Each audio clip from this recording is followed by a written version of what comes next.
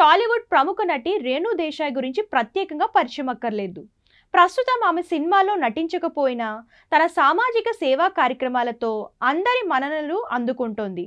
ముఖ్యంగా మహిళలు, చిన్నపిల్లల కోసం తన వంతు మంచి పనులు చేస్తోంది. అలాగే మూగజీవాల సంరక్షణ కోసం ఎన్‌జీఓ కూడా ప్రారంభించిందామె. ఇక సోషల్ మీడియాలో ఫుల్ యాక్టివ్‌గా ఉంటుంది రేణు దేశాయ్. అందులో సమాజంలో జరుగుతున్న కొన్ని సంఘటనలపై తన గళాన్ని గట్టిగా వినిపిస్తుంది. అలా తాజాగా రేణు దేశాయ్ ఇన్‌స్టాగ్రామ్ స్టోరీస్‌లో ఓ సంచలన పోస్ట్ పెట్టింది. గత కొన్ని రోజులుగా నేను చూసిన మానవత్వం, మూర్ఖత్వం చాలా బాధించాయి. నేను కాశీఘాట్ ప్రాంతంలోని బైలైన్లో తప్పిపోయి పొరపాటున మెయిన్ రోడ్ పైకి వచ్చాను. మనుషుల్లో నేను చూసిన మూర్ఖత్వం స్థాయి చాలా భయంగా ఉంది.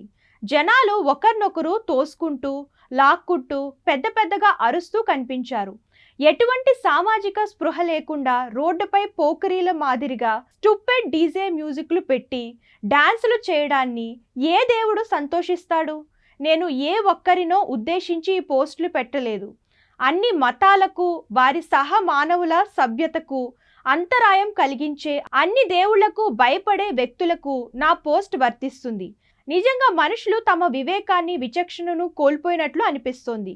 కలియుగం అంటే ఇదేనని నేను అనుకుంటున్నాను అని రాసుకొచ్చింది రేణు దేశాయ్. ఇక తన పోస్ట్కు ఒక వీడియోను కూడా షేర్ చేస్తూ ప్రస్తుతం ఈ పోస్ట్ నెట్టింట వైరల్గా మారింది.